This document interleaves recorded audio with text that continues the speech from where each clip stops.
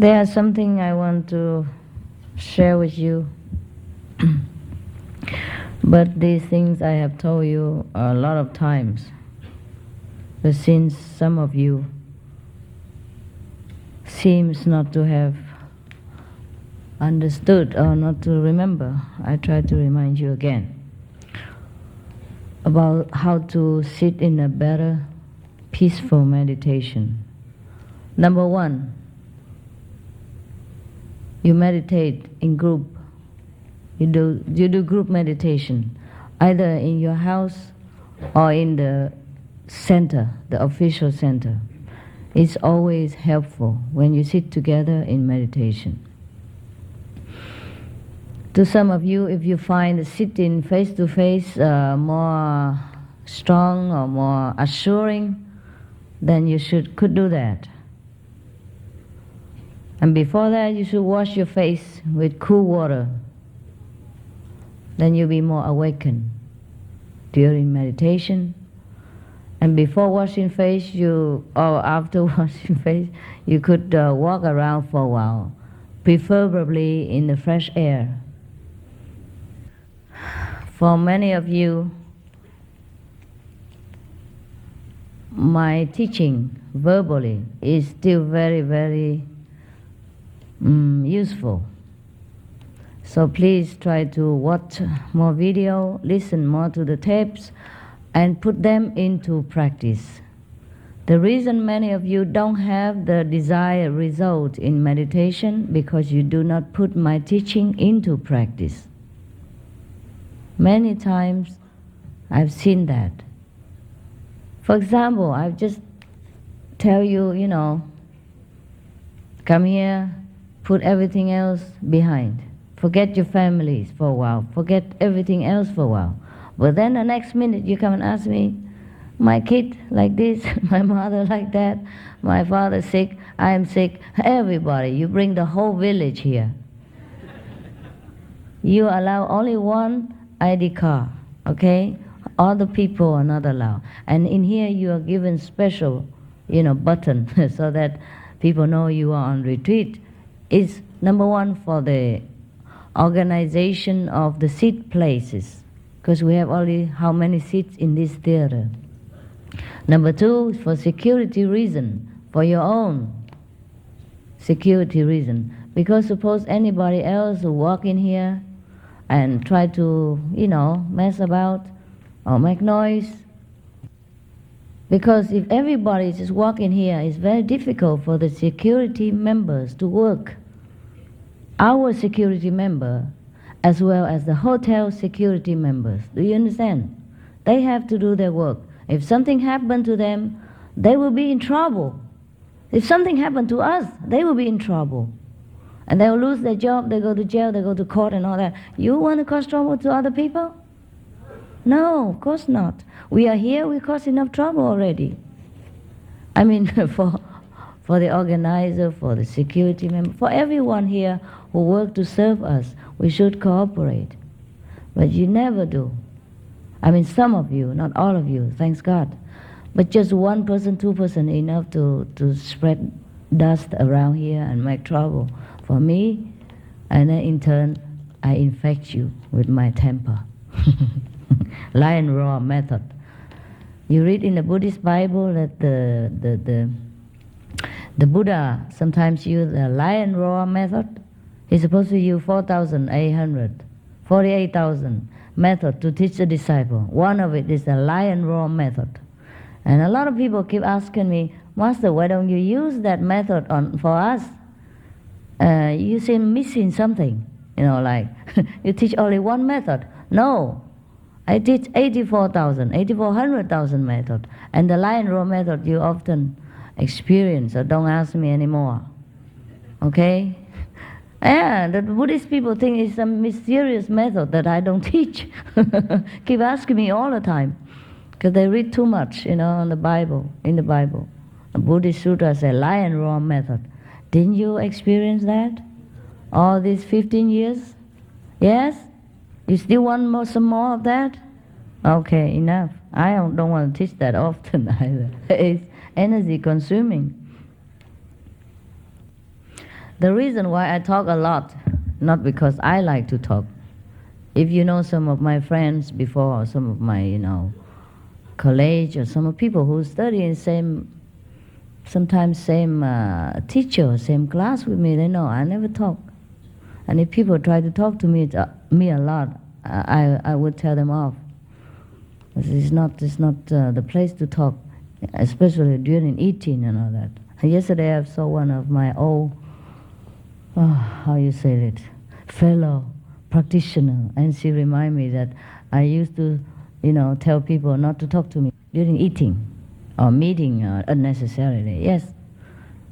And I remember, yeah, that's true. I don't talk. I was a very quiet person.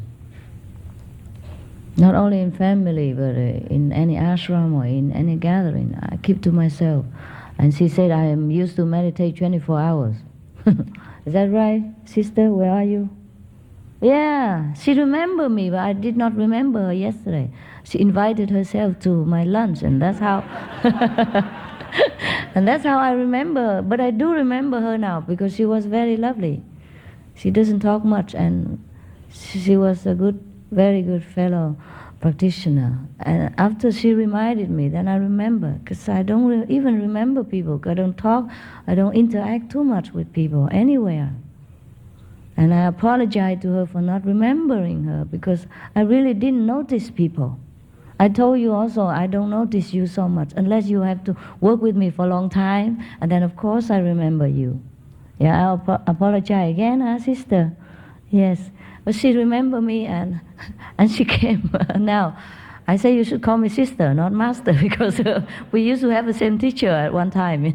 I had many teachers. I told you, huh? And she said to those at lunchtime that I used to meditate kind of 24 hours. I don't talk, and that is the truth. And this is the way you should be if you want to be like me. If you think I'm your idol, your idealistic woman or practitioner, and that's how you should do. There's no secret. You have to be concentrate, one-pointed, and respect the teacher teaching. As long as you're with him or her yet. Suppose one day you think I'm no good, or for any reason you walk out, it's fine. But as long as you're here, you should be concentrated, one-pointed, and to pay attention to what I instruct you to do. Then you have a good result. And if after you do all this, you don't have good result, I don't blame you if you walk out on me anytime. But if you don't put my teaching into practice, you do not pay attention to what I advise you, then if you walk out on me, I feel sorry for you, and you should feel sorry for yourself, because you didn't do your homework properly, and you missed out a great opportunity to grow and to achieve what you so much desire to achieve. If I teach you anything bad at all, you should tell me right away. And if you doubt me, you ask me. That's correct. So these days, some of you have expressed your doubt and your opinion about me. I have not got mad about that. I have explained to you why. Any criticism, I welcome. Any doubt, I understand. And after I explain to you, and if you still do not believe me and don't understand, it's all right to go. But if you believe me and you want to try, then you must try all your best in order to get the best result there is for you, for yourself. Because you spend time here, you spend money to come here. Might just well make the best out of it. You understand? It's not for me. Since you have come already, you spend so much time, effort, money, and hope, then might just well do the best. That's all there is. It's not that a must for me, or if you don't do it, it is a sin or anything. No, it is a sin to you, yourself. You waste your effort and money. And should you think it's not worth it, then don't come. Don't bother in the beginning. Or spend your time, your energy, pursuing something else, somebody else that you think is more beneficial to you. It's all right, because everyone has affinity to some different teacher. Different level of understanding will meet different people, different teacher. If you meet a bad teacher, that's your own karma. Yeah, your inner quality that attracts this kind of master. Your inner aspiration doesn't deserve a better master. So don't blame the teacher, blame yourself. Anytime you find some teacher is wrong, you change. and know that it's you who attract this kind. Understand? Hmm? No need. No need for that. And if you should have any obstruction at home, like you feel some invisible being disturbs you, and that you could not meditate very well, you feel restless, agitated, you have two kinds of solution. You can put my tapes, or chanting tape, or music tape, or teaching tape in the background. Not at the back of your ground, but a low volume in front of you, not at the back. Never put anything behind your back, because your attention will be pulled backward. It will be more difficult for you to concentrate in the front. Understand? Not that you cannot do it. It is just not favorable for you. Put the tape of TV, everything in the front, or music, whatever you want to hear anytime. Even if you hear the telephone or fax machine, anything, just in case, you have to sit in the office, face the machine. In case it ring in front of you. Don't pull your attention backward, because that will be, very difficult to pull it back to the front again. And if you listen to the phone, listen with the right ear. Make it a habit. Don't listen to the left ear. Everything that pull attention to the left or to behind of you is no advantageous to you. Remember. And that is the one thing. Another thing, you can recite the 5 names loudly for as long as is necessary, or an hour. No? Every day until the situation improved. That's another prevention method for you. Another kind, you can, if you are fearful, sometimes you feel invisible being around you or behind you, or you have been possessed before you came to me, and you're still fearful, then you can put my picture around it, around yourself, like a circle. You have plenty of picture. Don't have to be big, just small. My size enough. It's not the size that counts, it's the person. Even small picture, just make a circle around you. That's why the Buddhist, that is the leftover for the Tibetan tradition, for the mandala. They always draw the circle. That was the beginning of it, when the teacher teach them to sit in the circle, with some of the artifacts that the master have blessed and give to them for souvenir, and full of master love and blessing. I just surrounded them. And then later they were more fanciful, they added all kind of things, and flower, incense, and stuff, and sand, and color, and blah, blah, blah, blah. You can do anything else you want, as long as you feel good. Yeah? As long as you feel safe, secure, and protected. You put my picture around it, put flower as well if you want, incense or whatever, candles also. But then don't make too much smoke and then you cough all the time. Because the incense and the smoke from the candles, even though it's romantic and it looks spiritual, many a times it could cause you irritation. And then you will have a sore throat or some congestion in the chest later, and it's a long-term as a side effect. No good. Okay? But if you can tolerate it, it's okay. I don't forbid anything in our practice, as long as it makes you feel good. You could even make a beads or recite or a rosary, whatever. But then you become too much attached to that beads and that habit, and then you forget to concentrate here, and it's difficult to call back again. Because every day we already attach too much to the outside world. You understand? Yeah. But in the morning we get up, we have to wash our face, clean our teeth, and look, make up, and put tie on and all that. It's already too materially conscious. Then in the job we have to conscious on money, and then go home still think of money. Remember? Yeah. So every day we meditate on either woman, man, ties, jewelry, makeup, or woman, or money already. So when we have time for ourselves to meditate, I have, or any master, I just learn it from them. Okay? When I say I, it's just a habit. We. We should, we should put our attention inward. That's why. Not that any master, or I myself for that reason, forbid you to do this, do that, because we're fanatic, because we're authoritative. It's not true. Understand now? Yeah? When we ourselves, we should just forget everything else. Just concentrate inside the wisdom center. But when you concentrate, it looks like you look right in the front, you see? But when you look right to the front, that is physically speaking. Actually, when you look with the wisdom eye, it is inside. And besides, we are not inside, we are not outside, we are not anywhere. So it's just a matter of speaking, so you know how to do it physically. Otherwise, when you close your eyes, you shut your ears, and then everything else is inside. Then you have no contact with the physical world that much. That's why you be inside and be alone with yourself, and then know yourself, realize yourself again, that you are the Spirit, that you are God, that you are the Buddha. And that's why all the rosary and the beads and all that, at that time, it would be more detrimental, more obstructing to our concentration. It's not that it's no good. Everything reminds you of God is good. The picture, a rosary, a cross, a Buddha statue, anything welcome. Except when you meditate, it is better to put out everything, absolutely, because you are the Buddha, you are the cross, you are God. There is no need any other reminder stuff.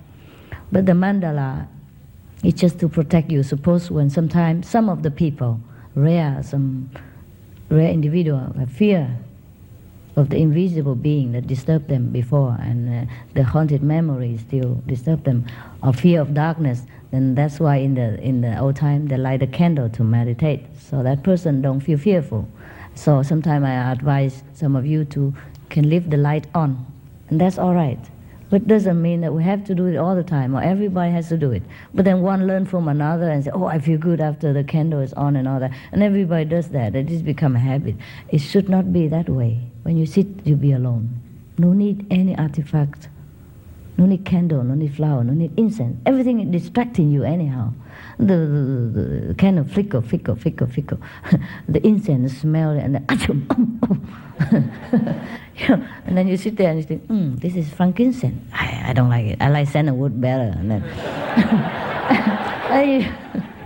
and you argue with yourself back and forth, and then 2 hours gone. Yeah, next time you put some other flower. Oh, rose. I'm allergic to rose. I prefer chrysanthemum. And blah, blah, blah. And then you spend all the time going out and buy chrysanthemum just because the neighbor told you that when he meditated, he put chrysanthemum and looked like Master came and it feels so good and I meditate better. You know, blind faith is detrimental. It's detrimental to your practice. Everything everyone tell you, including my speech, you should prove it. You should, you should analyze it, whether it is logical before you accept it. And I think you accept most of my teaching, or all of my teaching, because it's logical to you, because it doesn't defy your intelligence.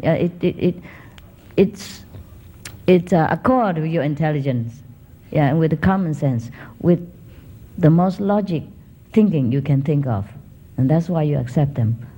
And should it not be logical to you, you are free to deny it, or tell me right in the face, write a letter to me or whatever, and let me try to explain to you if I can. If not, then if you don't still accept it, then that means you think differently. That's okay.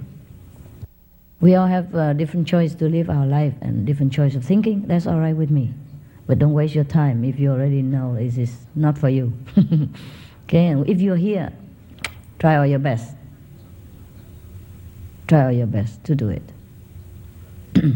So that you get the best out of your money, your effort, and your time.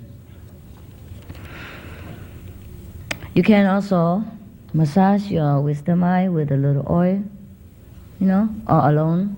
If it's too dry, then with the oil it goes smoother. This also helps with the wrinkle, I guess. Some old person like me. I don't do it often, okay? Just do it during makeup. If you have difficulty in concentration, you could massage a little like this with your thumb or with your fingers, up to the wisdom eye like this here, and then just stop it right there, for a while. Stop like this, or you just massage it, then stop it afterward, okay? Over here, And when you come to retreat or group meditation, better don't look around too much. I know I tell you, if If you don't look at the woman, you're not normal. But that is for that guy only, whoever that was. I forgot already. Just to let him know that he's normal. He's a single, a bachelor. Yeah? Of course, when he sees a beautiful woman, he looks. But the less you look, the better for you. Especially when you're already married, or have a girlfriend, or have a husband, or have a boyfriend. The less you look, the better. The less turbulence. The more you can concentrate to work on your relationship. And you will derive much more benefit, happiness from that relationship.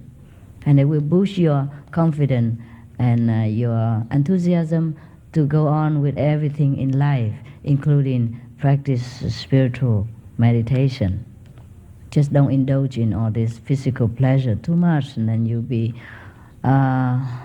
too tired to sit in meditation, too less time to devote yourself, in spiritual practice. That's all. Everything in moderation is fine. If you need it, if you need a girlfriend or boyfriend, you feel lonely, if you want somebody to talk to, accompany you, anywhere you go, then it's all right, okay? Then don't look around anymore. Once you find one, stick with it and work for it, because that's how you be happy. The more partners you have, the less happy you are, believe me. That's why all the masters advise you to take only one spouse. Not because they're jealous with you or tell you anything else. It's not much of the moral even. It is for your own sake that you should be only married or have one partner. Understand? Apart from being immoral, causing harm and hurt and injury emotionally to other people if you're flying around too much, and hitting everybody in the heart. Apart from being immoral, it is unhappiness when you do that. Very, very unhappy. You will feel empty. There is a difference between making love and having sex. I'm sorry, I have to tell you straight. There's nothing wrong with that, is it? Because I have to, Making love is you involved emotionally, spiritually, bodily, mentally, together to be one, to be united with your partner, sharing all this love and affection you have, and all your being is involved in it. Having sex is just satisfy this temporary lust for a while, and then you feel very empty, sometimes feel very guilty, and get sick out of it, and get terrible disease also, because you do it as a habit, and then any partner will do, and you forget to be cautious, and your body resistance is not there to even combat the disease. Should it be there? Because you're low in moral standard, in emotional fulfillment, low in spiritual guard, low in mental preparation. So everything is low at that time when you just have casual sex. So your body is weak, your mind is weak, your spiritual is weak. So when you catch a disease, you're finished. Understand? You're making love to your partner, it's different. Everything is high. You feel blissful, you feel loved, you feel affectionate, you feel togetherness, you feel trust. You understand? So everything is high. Your emotion is high, your mind is high, your spirit is high, your passion is high, your love is full. That's why you are a different level of being. Nothing can touch you. You're equipped with all resistance. Should any little disease come to you, your body repel it. It doesn't even come to you, because all the whole being is prepared for this supreme act of love and dedication and unification. You understand? Between two persons. And you become like one. So everything is all right, everything is pure. You don't feel filthy, you don't feel guilty, you don't feel empty afterward, you don't feel exhausted. Understand? You might be a little tired, but just from happiness. It's not like the exhaustion and the emptiness, the sucked out feeling that you just abuse the act of sexuality just for your own satisfaction physically. That's entirely different. You understand now? That's why we have to be faithful to work one with our relationship, because it will bring us happiness. For us, number one. Everything else is number two. So any precepts that the master in the old time give to us is an ocean of wisdom. It's not a restriction. It's not a controlling method. It's not a dictative kind of statement. It is for our own sake and happiness. And it's very, very wise to follow. So if you don't want any trouble, stop looking around too long. You can be polite and friendly, but don't deliberately look for trouble, especially somebody else's. If you know it, don't look. Of course, sometimes you don't know and you look and then you have trouble and that's something else. But if you already do know, don't start it. It's bad enough that you don't know and you start it and then later you have to take care of it. But if you already know that they belong to somebody else, better never ever start it. Okay? Because you get in deep trouble. And once you have somebody else already and the past one, you should just put it behind you. It don't serve you. Normally when we look at the past, it's always better. We forget the bad parts, we only remember the good parts. But the present is the best. The present is the best. When you look after your present situation, your present relationship, it always brings you immediate benefit. If you always look at the past or the future, it don't bring you nothing but worry, sorrow, regret, and illusion. So always look to the present, whether it's in business, in spiritual practice, in retreat, or in personal relationship, because that's the only thing that brings you benefit right now. The past cannot do anything. We always have illusion about the past that is good. It's not good. The problem is when you go to retreat, you cannot put down everything the way you should do, the way I always ask you to do. And that's why you come up to the stage, ask me all kind of nonsense, especially the Vietnamese, the Chinese. I have been patient until I burned out. If you ask a very low-level question, you can bring the atmosphere into a lower level too.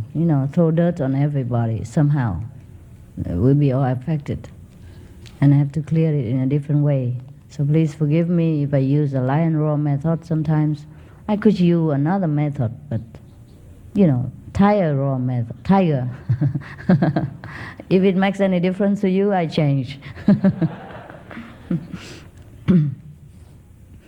All right, so okay, this is about bettering your meditation progress. Is there anything I forgot that you wanted to ask or to tell me? Is there any? Yes? Master, I'm thinking of becoming a massage therapist, and I was wondering if I should wear rubber gloves when I touch other people. If the customer prefer that way. Sometimes they don't. To protect myself, though, from their vibration or their oil? You can do that too, but I don't know if your customer will like it. You can explain to them that like this is more hygienic for them, then they probably like it. Yeah, maybe you are the first one ever that wear gloves for massage. Try. Well, I'd heard that the vibration of the person is concentrated in the oil of the skin. Of course, honey, of course. Okay. You don't even have to touch them, you sit near them, enough. But what do you do? We can't, then you go to the Himalaya and you don't even touch anybody. That's why, this is a point to consider, that's why in the old time, when the practitioner do meditation, they don't touch people, they don't let people touch them. You see all the monks, they used to cover from head to toe, and nun and all that, so that people don't touch them. And they don't have to touch people. And now this spiritual practice result in caste system in India. The Brahmin caste, you cannot touch them and they don't touch nobody. They still think like that. They still think they're the first class, even though they don't practice anything. It's just a result from, probably they are the descendant of the Kuan Yin practitioner a long time ago. And the tradition kept on. Only the tradition and the ritual, nothing else. Yes, so many rituals that confuse people. It's nothing but the remnants of the past glory and the past true practitioners. But now we cannot avoid to touch people, can we? If you wear gloves all the time, people will think you're weird too. Be careful. Yeah? That's why in the old time they go together in a group, go to the jungle or caves, meditate there together. They don't eat outside food, they don't touch other people. It's like that. But then today is very impractical. Only some people can do that. In this world, when we have to survive, it's very difficult. And even if we want to have a spiritual village, how many people would come? They get bored also. They would want to go out and touch others. Okay? I have another solution, is that whenever you massage the people, you keep reciting 5 names all the time, and kind of make a shield of protection around you in your mind, the golden flame of shield all over your body and your hands. But I don't know if like this your energy still come out or not, to help people or not. Try, huh? If not, then just break the circle and wear the gloves. And if it doesn't work, then take the gloves away and just do it.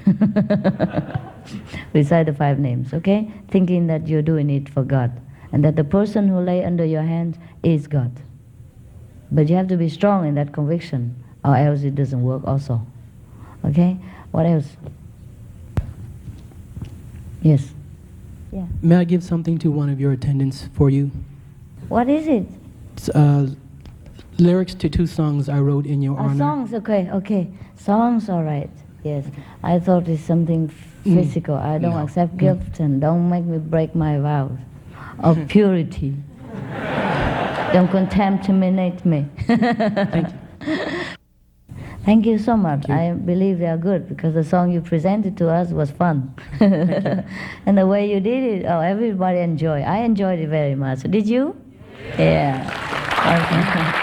I was very happy that you enjoyed it. Okay. Yes. I also have a question. Huh? I also have a question. Yes. When we die and we go to the 5th level and we decide to come back to complete some mission, is it possible that we could get trapped again in the web of samsara? No. No? After you become, if you have come to the 1st level as a master, in there you become master. And if you came back down again, you'll be trapped for a while, of course, as every other mortal, because you will forget your past, your glory and your purpose and your mission at the age of about 3 or 4 or 5 or 7 at the most. And then after that, you live as everybody else. You'll be tricked into all kind of situations. You might even live the worst life than anyone else. Yeah? Everything will distract you, everything, because the Maya will try the hardest on you. You probably have the hardest disease, you probably have many girlfriends follow you, and you don't know which one to follow, and you probably couldn't follow the vegetarian diet from the beginning. Anything, they try anything to tear you apart. But then you get up again. And you always have a nagging question in your heart, that what am I doing here? In every the middle of an enjoyment, you will always have a nagging question, is it right? I don't feel like it. I don't feel good in this. Yeah? You always, even the Maya have to try the best to teach you. You still have this nagging question about what you should do in this life. So finally you will get up and then become the master again. So there's no problem. After you reach the 5th, no problem. Thank you, Master. That's why if any of you want to save the world, please first save yourself. What else is there that I forgot? Yes. Master, I've noticed the more that I've been meditating, the more I've become tolerant with the world and my environment. But I also noticed that the more positive I get, the more negativity that seems to be, I pull in, and I feel it's like a balance. It being Christmas, I was thinking of the life of Christ and how such a positive person could meet with such great opposition. Yes. And I've been wondering, is it that we go through our lives, and the more we develop ourselves spiritually, the more we have to deal and endure with the opposition? Or can we get to a point where we find that opposition just goes away and we don't have to endure it anymore. That will be fine. That's what I'm looking for. Me too. If you find it, tell me. Not as long as you are here. You understand? But if you are just a disciple, just an ordinary enlightened being, then it's possible, very much possible at the end, yeah?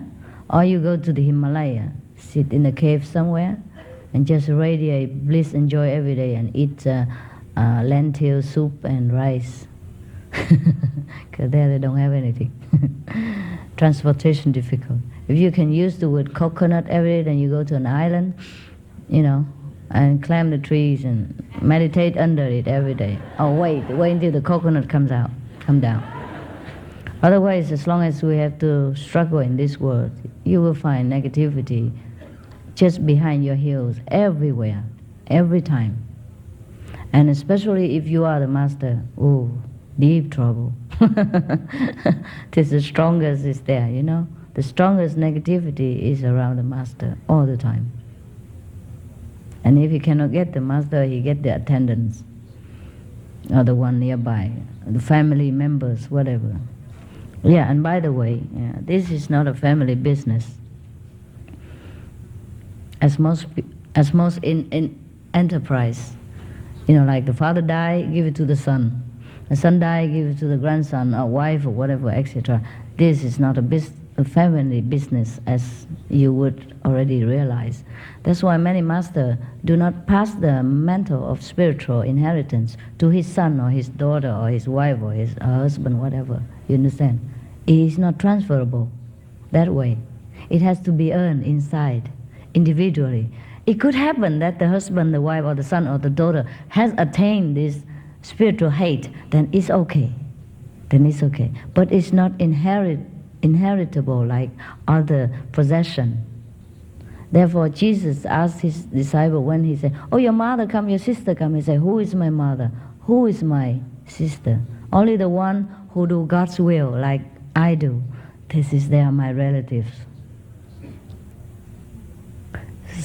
Similar to any master's friends or so-called associates, Many of the people come to a master for glory, to abuse his power and his influence on the people.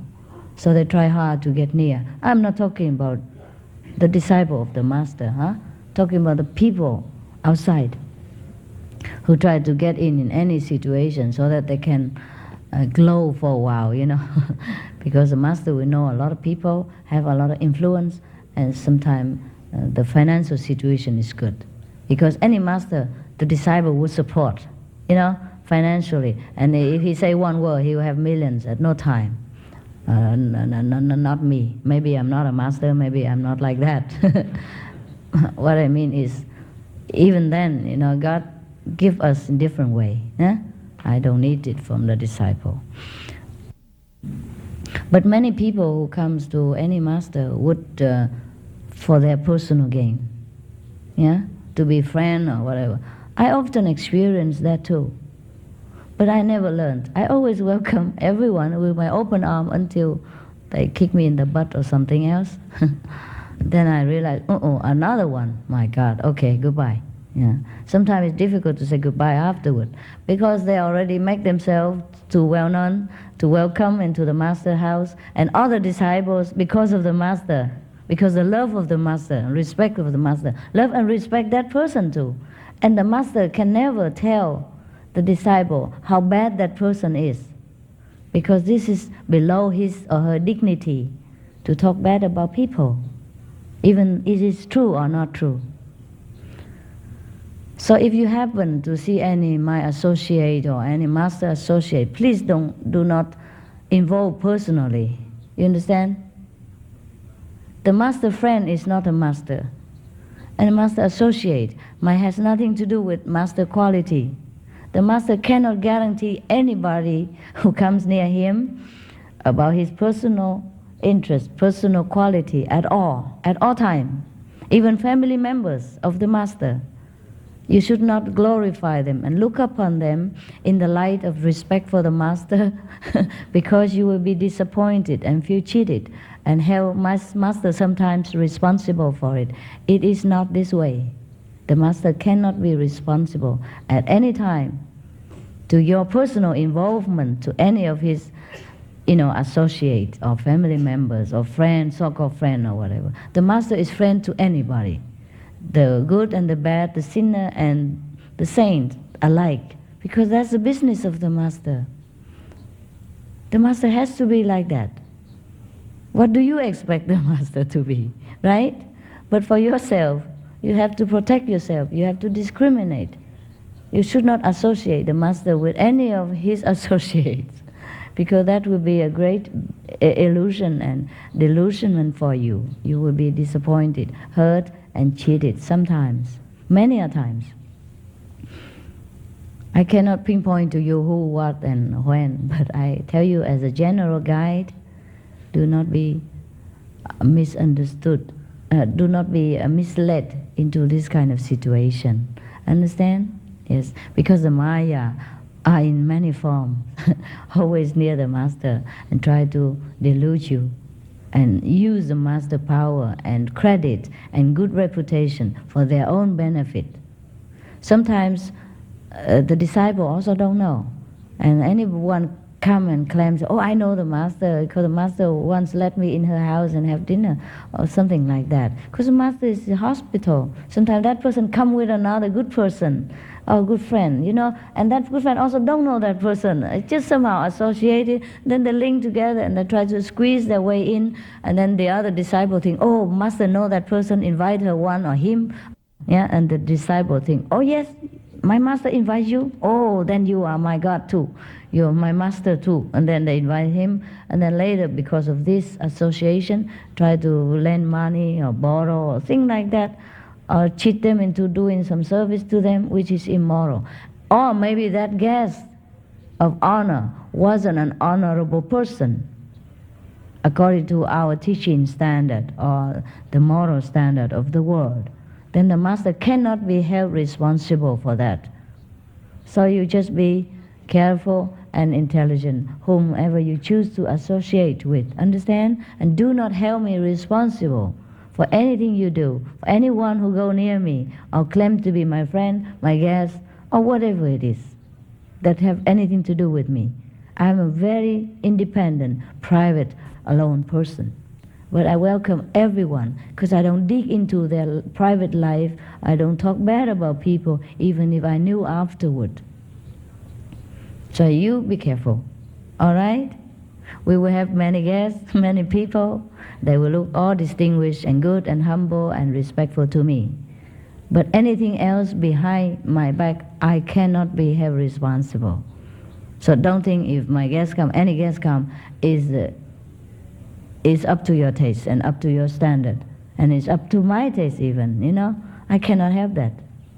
I'm not an FBI, chief who run my reference line down into your private telephone or anything. Tape your phone or something that I know what's going on. Sometimes I do know by accident, but still it is not possible for me to filter out everything for you, to protect you. So please do protect yourself. Understand that? Yeah, that's one thing. Just by the way, because you mentioned it, it's good. Because we will be having a lot of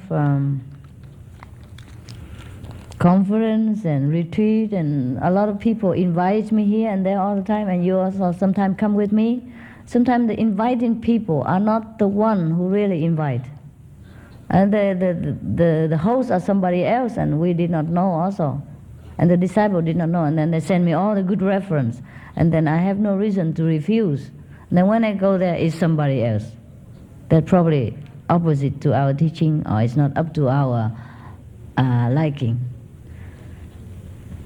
Sometimes people always screaming on top of their lung that unify religion, unify spiritual teachers and spiritual group and spiritual organization, peace for the world and all that. How?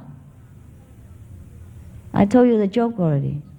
One time The disciple of Master Ching Hai prayed to God for world peace.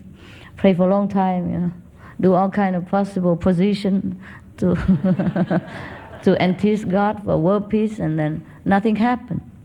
And then they ask God why is that, they blame, you know, complain to God. We pray so hard, and we meditate 7 days on our butts, and all kind of thing, and we fast also, and you don't move. Yeah? No peace in the world yet. We pray for world peace, and how come you don't grant us? And God shook his head and said, I also prayed for world peace long time, and it didn't happen. And nothing we can do.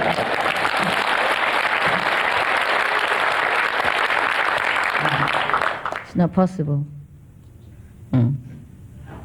Yeah, we are all God, and he prayed to all this God, and it didn't happen. How will we pray for only one God? How would he do? How can he do anything about it? Yeah. The world peace cannot happen because too many opinions. Every leaders, even good leaders, have different opinion already about how to run the world. And on top of that, the religious, so-called religious leader jump on it and influence the national leaders as well. And he couldn't do much without this great religious power behind him, or behind them. And then there's Congress, there's lawmakers, there's judges, and everything else. For example, in America lately, you know, the president and the government and the Congress has asked that the violent or sex movies, late night movies, you know, X-rays or whatever, wide rate, whatever that is, should be banned from TV because the kids might watch them. It's no good for them. That sounds good. But then some of your judge say, no, that violates constitutional right. So that's not done. You see what I mean? So even the good president, good government, a good Congress is not always powerful enough. There's too many laws, many catch, many red tapes, many loopholes somewhere that things cannot be done the way we want. Don't talk about world peace. Yeah? We might pray for it because that's what we want. We can ask for what we want, but whether it might happen or not, let's see. If enough people want it, it might happen. But it's not enough people. You know, most people still cling to their own opinion. Let it be that in our small group at least, we are unified in our idealism, in our desire for peace and happiness in this world. In order to do that, we have to put down ourselves, our opinion, you know, I mean our wrong opinion, and have to put the the teaching of the masters into practice. Every one of the masters teach us renunciation. Renunciation not necessarily means to become a monk or nun and forsake the family.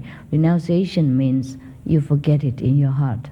You detach yourself from your own circle of self-interest, of the desire always to put your family first, or your own first, before everyone else. A spiritual journey is a very lonely journey. Only you can enter the kingdom of God. Even if you go to the 5th level of consciousness, not all your members you can take with. No, none. Unless they practice as hard as you and attain the same level. You are the only one who will enter the 5th level or the 6th, or, you know, the highest kingdom. Everyone else stay below, stay somewhere else. Liberated, but not in one level of consciousness. You cannot put your kid in the university just because you are a professor. Same thing. It's not a family business in a spiritual practice. Therefore, most masters don't give the mantle of spiritual leader role into his family. There's one time in the Sikh history, the master gave it down to his family members, and that caused a lot of bloodshed because it was against the karma, against God's will. Because those spiritual successor has not It's not much up to the standard of a master. There was a Sikh master, I don't remember the fifth or the fourth. He had a daughter. He has family, yeah, so he has a daughter. And one time he meditated in the night, and his daughter sit on the floor, with him. Because in India, even if you're a family member, you don't sit in same level as the master, not even sit in the same chair. So even family member, even your wife, husband, sit on the floor. Because the master is the only one. There's no family business there. It's not like king or queen and sit beside each other. But even queen, the English queen, even in a worldly way, the Queen of England, her husband has to walk 3 steps behind. Do you know that or not? Yes. Even though he's her husband, 3 steps behind, that's it. That's the rule.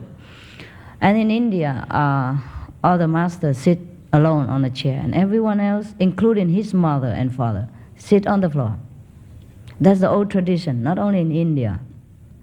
Don't think you sit here because I think that way. It's not true. Just no, in my home, you sit on the chair with me, right? Yesterday, you have lunch with me, you sat on all the chair, right? As long as we have enough chair, we put all the chair from bedroom or living room, every chair just for you to sit. It's not that I think that tradition is applicable to us. No, I don't care. You can sit on top of my shoulder or my head, I don't care. As long as you practice and be a good person, yeah? It's not because you sit here because I'm a master, it's not that. Just we cannot afford all the chairs here, and what for? You sit on chair, you just fall on the floor, and then we have to bother the first aid system, right? The reason why you sit on the floor because it's safer. You sit on the floor at home too, right? We meditate and we go into samadhi, and then we often fall from anywhere. Yeah, but another thing I tell you to sit better in meditation. Also, sometimes if you have backache or too tired to sit on the floor, you can sit on the sofa like this, with cushion soft behind you, and then you can meditate well sometimes. Okay, just sometimes. But the floor in front of you must be not too high from the sofa or the chair that you sit. In case you fall, it won't be a great injury. No, it's practical. Or put cushion all over. In case you fall on the cushion and continue to sleep there. That is practical. Okay.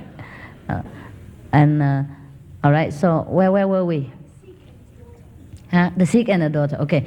So I just explained the system where the master sits on the high and people sit on the floor, lower level with the master, so that you understand the story I'm talking about now, okay? Not to impose this on you. Okay, so the daughter was sitting on the floor next to his bed, the cot or the chair, the couch where he sat to meditate. And the master was sitting on top of the bed or the couch of Indian and then to meditate. And then one of the leg gives in. Probably he was fat. Like, the picture there. Old Indian way of making things not safe. So one of the leg give in and it nearly fell, and the master was in samadhi. And the daughter did not want the master fell over and disturb his samadhi. So she put her hand to hold the chair instead of the leg.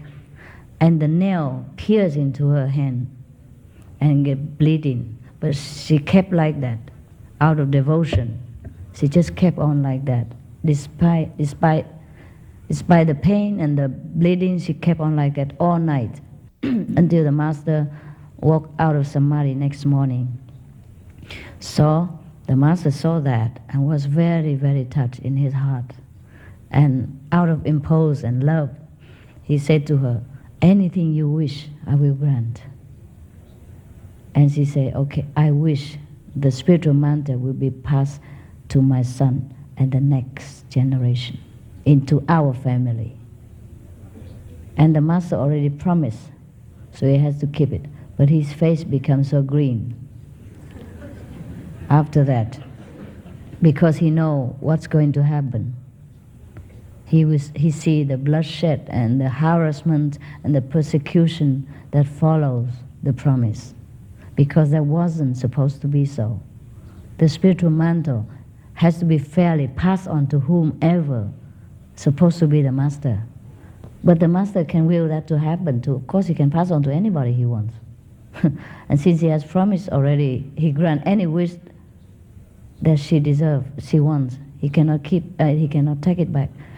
He explained to her that, why cannot you wish anything else except this? Because you know it's not fair. But she insists. She insists on her wish. And then he has to give in because he has promised. As a master, you cannot take back what you promised.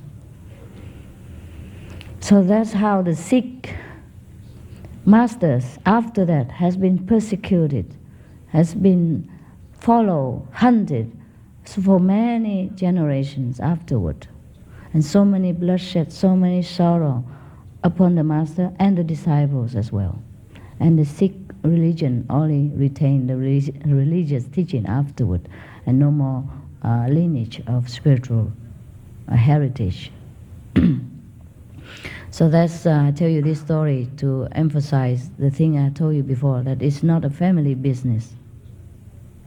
Anyone who wants to make use spiritual power, spiritual privilege for personal gain, glory, or family benefit will fall, will bring misfortune upon themselves and their family in the future. God doesn't give us this blessing just for personal benefit. I have told you many times again and again, we should come to God alone for wisdom, for God alone, for the sake of love, and not for any material gain. Every other thing God give us or the Master give us is extra bonus. It should not be a must, a thing that should be done for you as an obligation. Like some of the people yesterday told me, I prayed to you and my sickness is gone. Now I pray to you for my son. You have many doctors, you know. If it happened that you pray to the Master and your sickness gone, it's very good. But do not expect next time, okay, now, this is my grandmother, and now the next is my son, next is my blah, blah, blah. You know, don't have this kind of taking things for granted, that the Master has to do this, do that for you. It's okay when you do it naturally, you know, out of spontaneity, out of impulsiveness of that time because you really need it. Everything naturally will be granted, provided it's God's will. Mostly God would grant, or the Master would take it upon himself or herself to grant you the wish, if it's proper. But everything that we deliberately calculate just for our own benefit, for the near one, dear one, that will bring disaster, bring a lot of chaotic side effect afterward, which we do not even realize. And then later something come upon us, and we blame why, how, and we lament and we cry and all that. It is because of our selfish, low-level desire, and we blame it to everyone else, everything else, in every situation. It should not be this way. Spiritual practice is not for material gain, not at all. But by the way, we will have so much material gain. So much. If necessary, we ask. If not, we should not. We should not stretch to the limit and always concentrate on always material gain or the welfare of our body. Then we will stray away from our original purpose to attain liberation, to attain the highest wisdom, and in order to help ourselves and help others. It's perhaps all right for the beginner, but if you practice for a while already and you have grown up somewhat, you should grow up. You should be more mature, more noble, instead of concentrate on material benefit all the time, be it money, just a moment, be it money or wealth or health, yeah, or personal relationship. Yes? Thanks, Master. I was going to suggest that perhaps more centers or more places for meditation be available, like the fellow from Massachusetts. No, everywhere. Oh, okay. It's a rare opportunity to be able to follow a master, I think. Only if somebody volunteer to do it. Also, when it is necessary. You understand? If it's not necessary, we don't have to do that. Well, I guess I don't feel comfortable being alone on my path. I think they should be spread a lot more. Of course you don't. You can spread out more, but it doesn't have to be a center there. Is it no center around you? No, I'm not speaking for me. I'm thinking that, for instance, from where I live, it's about an hour and 20 minutes. It's not terrible, but I'm wondering why there aren't more places. Or if there are people who demand for it, then it will be. We only do things when necessary. I don't plan center around the world. They What about- spring up whenever situation arises. When Right. people demand it and ask for it and it's appropriate, if it has a place, the people who run it, then it will happen. But if you can afford it in your home and if people like to come to your home, there's no harm to meditate. The more the better. It's all right. Okay? No problem. What else I have forgotten? Now the woman support me? No? I was wondering about with the spreading of the light, that when we meditate, as far as keeping world peace and radiating the light of God around, when initiates all get together in one place, it's more powerful. But what about when we all meditate at the same time? Because sometimes what happens is we operate like a phone line. Mm-hmm. Someone tells me, then I phone somebody else, and we're all going to meditate at 7 o'clock, wherever we are. Is that powerful too? It's not possible, sister, even if it is. When you meditate, I sleep.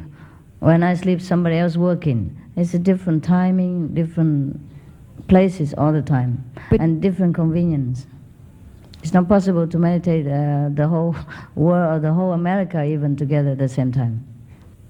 Yeah. Thank you. I'm a professional speaker master, and I know that the contact people, for example, have to meditate 4 hours a day, 3 to 4 hours a day. I speak on spirituality, that's one of my topics, and I'm wondering if I should be meditating more because I come into contact with hundreds of thousands of people in my job. Sure. Should I, or is 2.5 hours enough? I don't know. No. No? You should meditate 40 hours a day. Whoa! If you want to take on that kind of job. What are you doing? You're a priest or something? No, I'm a professional speaker, so I open You what? a professional speaker. For Let's wh- say there's a conference somewhere, Uh-huh. I will open the conference or close the conference, I and there understand. could be thousands of people like this. MC, like, I'll speak for an hour on spirituality, Oh. and I will speak about you, or But why you? Is there an organization or something? no, I own my own company, and I'm an author, and so I help. A spiritual company? Yes. Wow, that's interesting. How about turn our into company? Well, I also do team building and business skills what? too. You do what? I also teach business skills like team Oh, I building, understand. coaching. Oh, But I I understand. more and more because of you I in my understand. life, I help.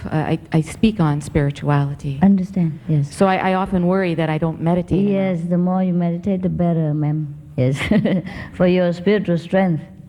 Because you have to share it when you talk. Yeah. Yeah.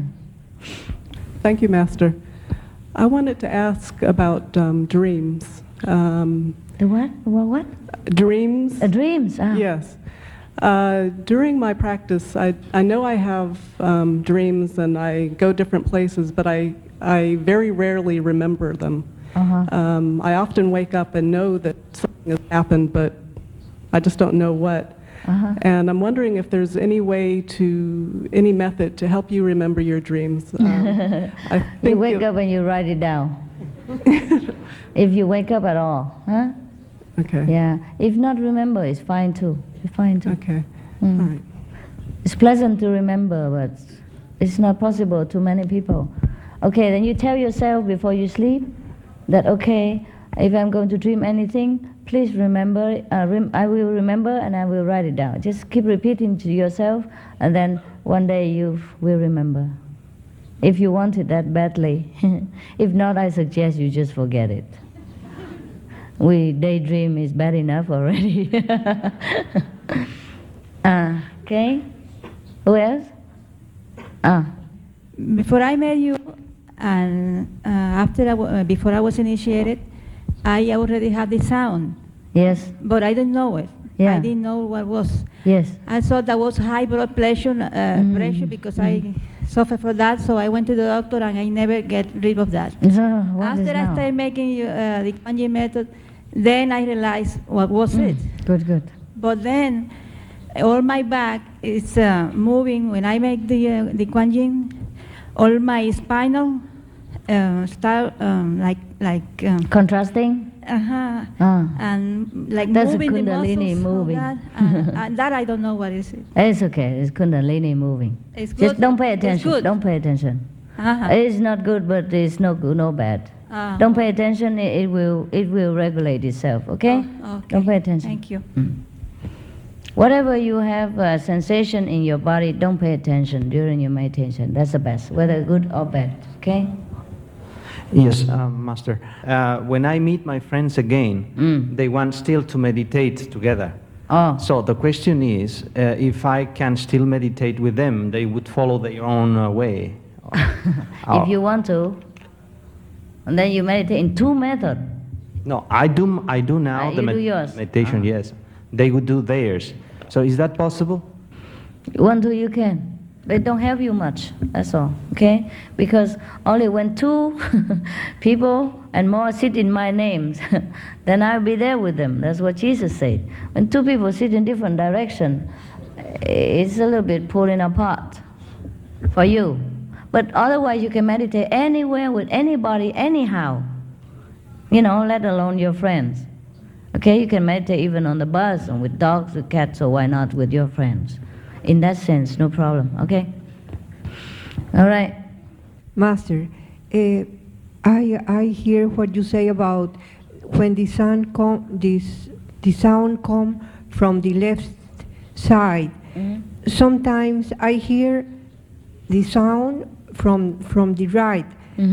After a while, the same sound come from the left. Other times come from up. I have to receive only the right side? On the above. Just concentrate on the above or the right side. It's better for you. Eh? If you could do that, it's better. But that sounds come when I am not concentrate. I know. Then to try to pull it to the right. Or ignore it. Okay. Okay? But concentrating on the left or pay attention to the left is not so good for you. Okay. It makes you agitate afterward. It's not so spiritual, beneficial to you. Okay, thank That's you. all, okay? Thank you very much. Yeah. It's not from the left, it's not from the right. It's just our attention is so used to it, the hearing from the ears, that our attention always pay attention to the ears. And that's why we hear it from left or from right. We hear it from inside, actually, you see? So if we have to hear it from the ears, it's better from the right side. The right side of the brain is better for us spiritually. The other side of the brain is for logic, religion, business, money, and blah, blah. You know it from science, yes. Yes. Cuando uno sufre, libera karma. When one suffers, does it clear karma? What? Does suffering clean karma? Yes, it does. Sí. Entonces, ella me preguntó, me pidió que le preguntara si cuando ella ve películas tristes y llora mucho, libera karma. So she asked to ask you that when she sees sad movies and cries, does that clean her karma? Yes, it does clean the karma of the movie makers, the producers. You know, where they go with that movies, because they will get some money and clear their debts and all that. Nada. Master, I have had a recurring idea recently that everyone I know, everyone I meet, everyone I see, everyone I hear about is somehow a facet of my own personality. And that somehow, if everyone else has that same perception, it somehow interacts, and it just keeps recurring to me that it's reality and yet it's not a reality. And from the people who are perhaps the angriest to the people who are the most blessed, it all seems to be some kind of a facet in my own personality. Is that nonsense? Some kind of what? Yes, can be true. It's true? Yeah. If you see them in that way, that means you have a part of it. You attract it. So why? It Could be, seems not like all the time, not all the time. Yes.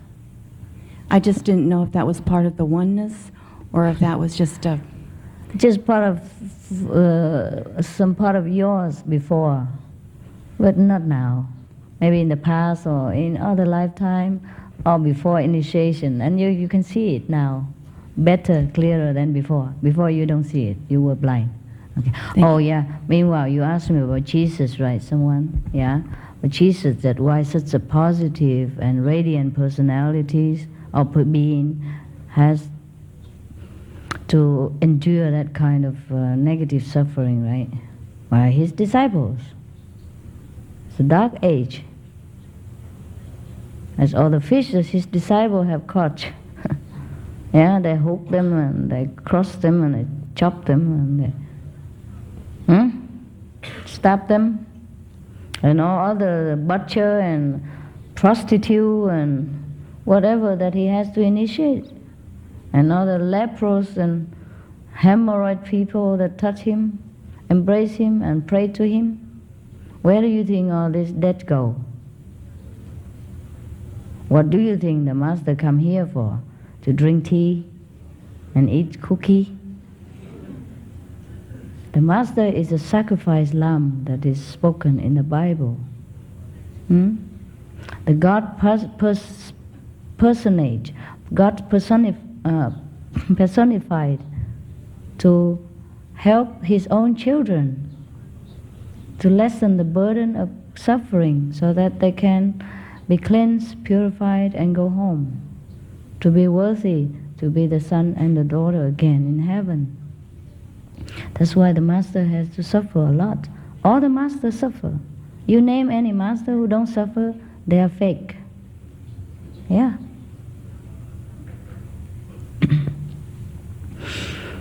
Just I remember now. Yes. It seems contradictory to all the teaching, right? That if you're positive, you're happy, you attract happiness and positiveness. That is true for disciples. Master is not. And the master is different. In order for the disciple to be happy, carefree, and you know how to say, free of suffering, the master has to pay the debt somehow, but in lesser degree. You see what I mean? But even in lesser degree, if too many together, then it's also a big bulk of debt. And even a billionaire, when he has to pay billions of dollars, it's still a big bulk of money. And if he asks for more than what he has, then he suffer more. But all the masters are very compassionate.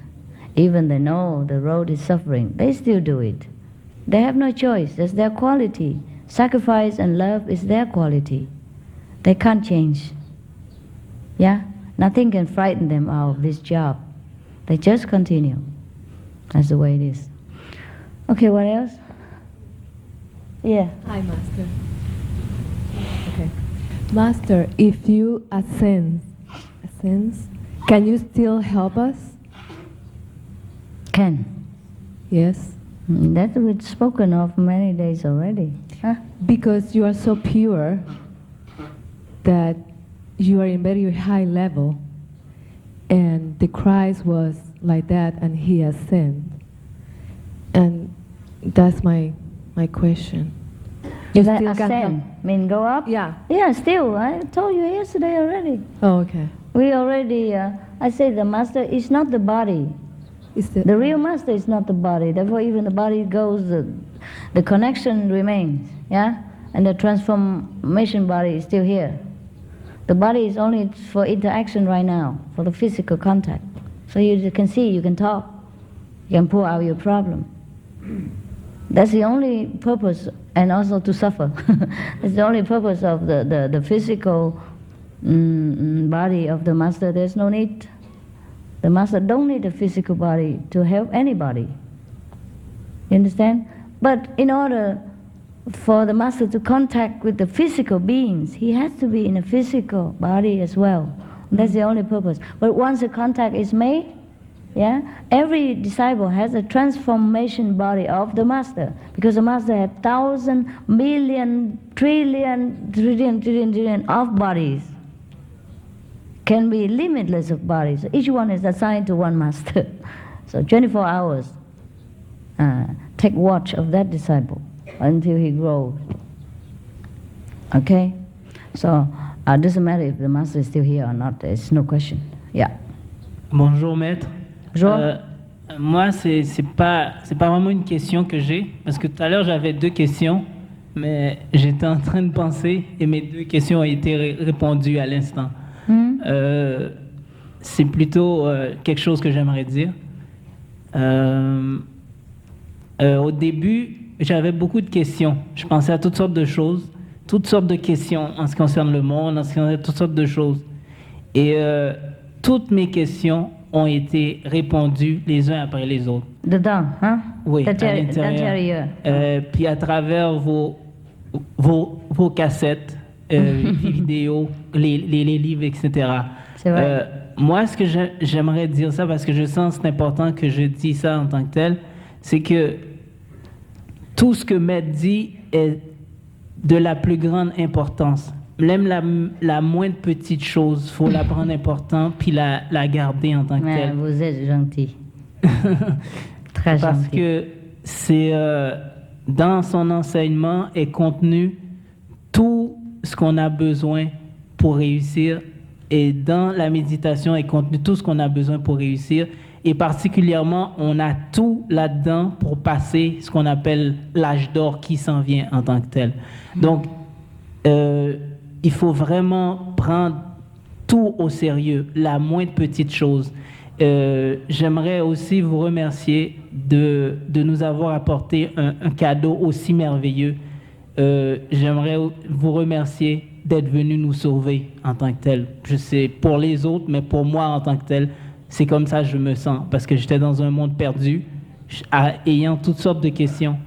Et là, maintenant, je suis quelqu'un d'autre. J'ai un but, je sais où ce que je m'en vais, et je sais comment y arriver. Mais merci beaucoup, maître. Je vous en prie.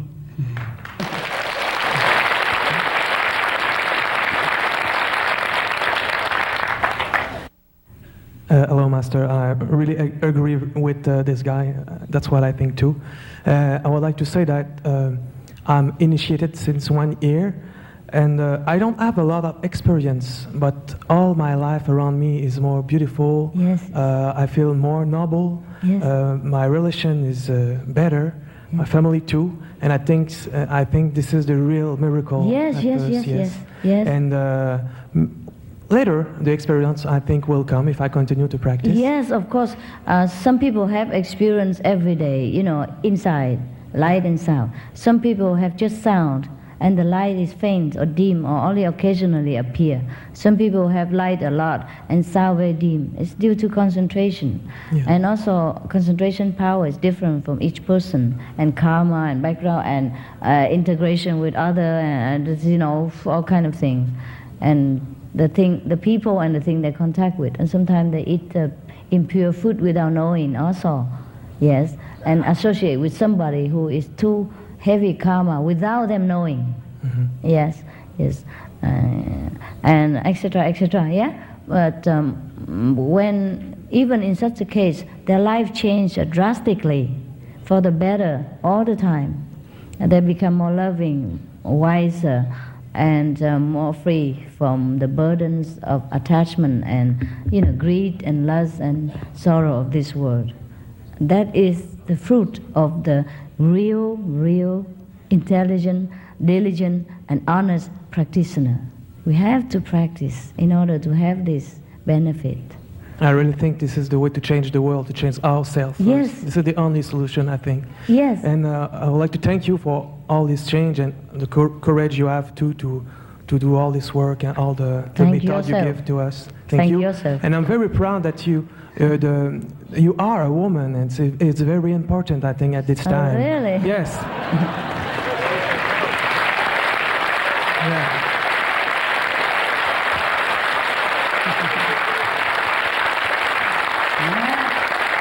Hear that, you males? Hear that? Yeah, that's Yeah. the way you should be. I think it's time for humanity to have a woman master. It's time now. Thank you. Thank you. Yeah, for a change, huh? A male-dominated world. For a change. Now, God just wants to show us that it's no male, no female. When you become a Buddha, or you are always Buddha, there's no such thing as woman cannot be enlightened, or I cannot be teacher, or I cannot be God realized. They all come from God. Where else? In fact, I tell you, from all common sense and observation, women are better equipped spiritually. Yes, I'm not kind of discriminating. I'm just telling you now, since you have realized the truth. Yes, you look at your life, look at our life, and then you make the comparison. Woman in the beginning is equipped to be a mother, not a man. Man is endowed with physical strength and intelligence and courage to go out into the world, to fight with the universe, to bring back the supply, yeah, and the comfort and the protection for the family. But women are endowed with love, patience, endurance, and particular common sense to take care of the household, you know, to make it beautiful and welcome for the husband to come back. Yeah, man is not, I would say, is not blessed with the ability to raise children and to bear all that details of a kids raising program. 100 and 1,000 and things to think of. So women are more in detail, women more detail capable, yes, and the woman has more common sense all the time. Whenever a man has trouble, if he can talk to his wife, the problem is 3/4 solved already. She always bless him with more wisdom and insight and encourage him to dig out his intelligence and resourcefulness within himself and love him. She can love him and love the whole children as well. But the man hardly can stay with children for so long. But they can do greater things, require strength and courage, you see. Actually, it takes a many lifetime to become a woman. Many lifetime.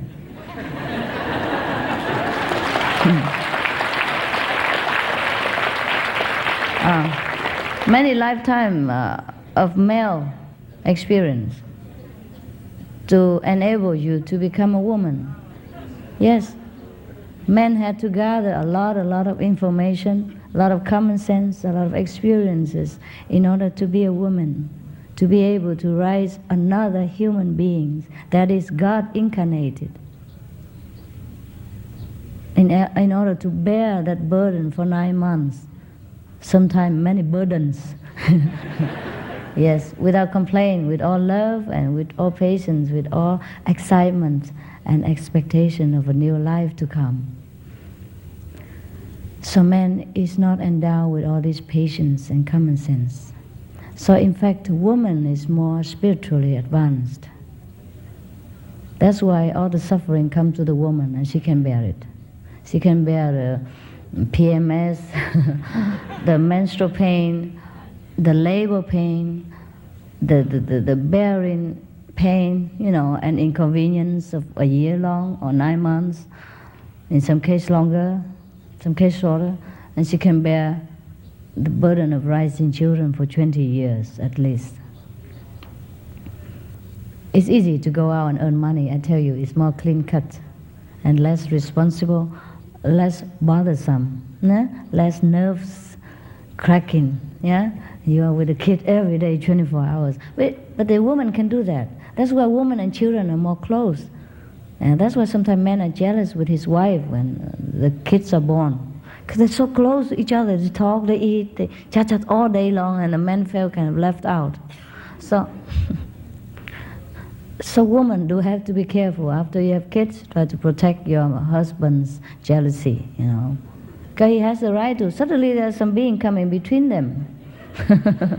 He used to have all her for himself, all attention on him, and now it's divided. And maybe he even have none left. Yeah, so the man feel very hurt, and some of the marriage break down after the kids arrive. And the man doesn't even understand why, and the woman also don't understand why. They cannot pinpoint what the fault. It's just a lack of affection and attention. So do try to make a lot of time for your husband whenever possible. Kids need attention, but your husband is more important. Without him, there's no kids.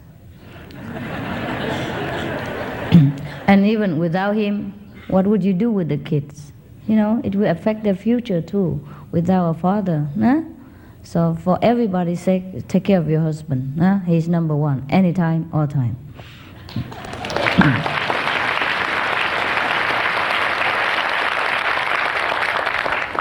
In the Bible, it also says so. Woman, I'll say, subdue yourself. I'll say, give yourself unto your husband so that you can find happiness. In the Bible, it says something like that. Is that right? Is there any Bible scholar around here? Yeah, something like that. That's a good idea. Yeah, it means that you should, I would say, you should always pay attention to your husband, love him, and be with him, support him. That's what it means in a wide term. Okay, what else I have forgotten? Yes? Master, I just have to say this. As Jesus said, that he was going to his Father and he would send a comforter. You are that comforter to us. Thank you. It's wonderful. You are that comforter. You are omnipotent. Your spirit is omnipresent. That's why you're with us all the time. And you always say, not me personally, but my spirit. Yeah. And it's a blessing. The God that we've been praying to for thousands and thousands of years, the spirit, that same spirit, takes up a new body from time to time. We are recipients at this time to know this one, this comforter. Thank God for Master Ching Hai. Peace.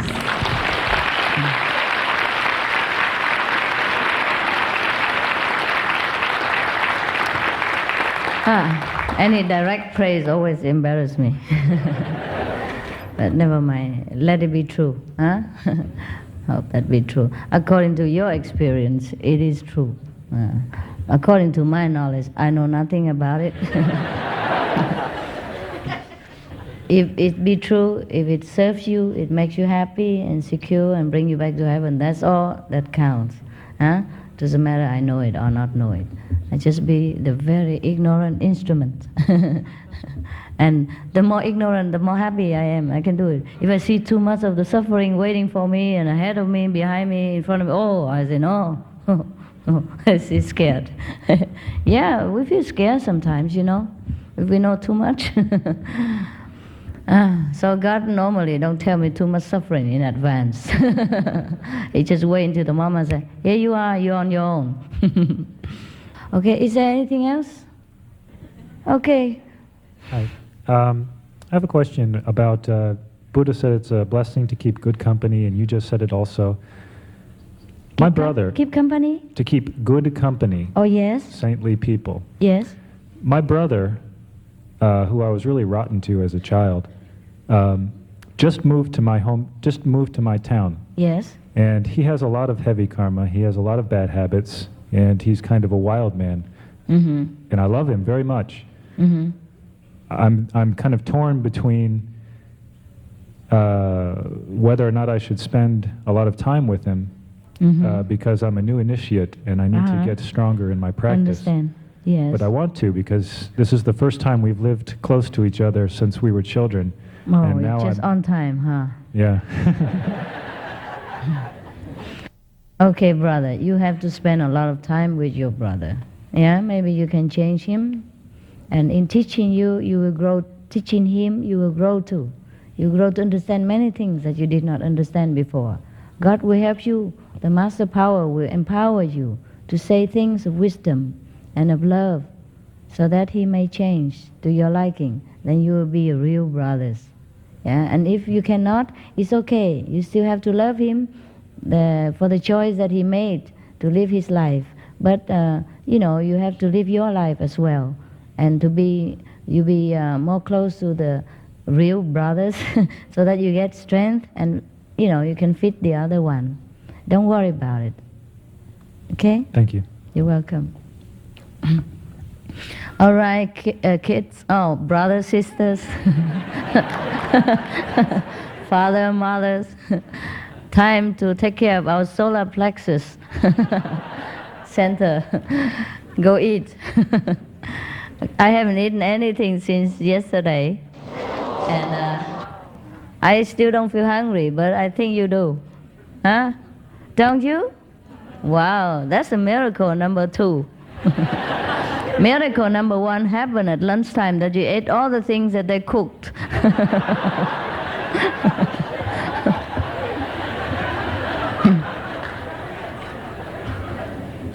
Tomorrow will be only half day, right?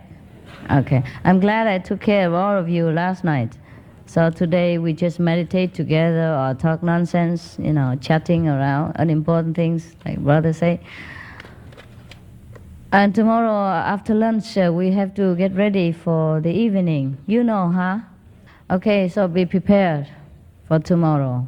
Put on your best stuff. Because I've seen some of other performance, I put that. Of course, your performance make me yawn many a time. But other performance put me right to sleep. No, I tell you the truth. Last time I was invited to India and they perform, I went to sleep immediately. No, really true, it's true. And when my attendant want to call me, the guards want to call me, they take 5 minutes. I sit on the chair, but gone. Yeah, and the organizer, so they have to wake me up, try hard. I just gone. It's just, so even if I scold you for making me yawn, be comforted that somebody else put me to sleep. I don't mean it as a criticism, they really did put me to sleep in samadhi. I'd say, oh, what else? I better go check up there, here is nothing for me. They have tried their best, of course, they have tried their best, but nothing like you. Not even the color, They're very casual. They wear things, that they used to wear 10 years ago and things like that, But I'm colorful person, we are colorful. We like everything that God created to us. We like all the color that God have bestowed upon us for our eyes, for our pleasant liking, for our happiness in life. So we make use of everything that God created.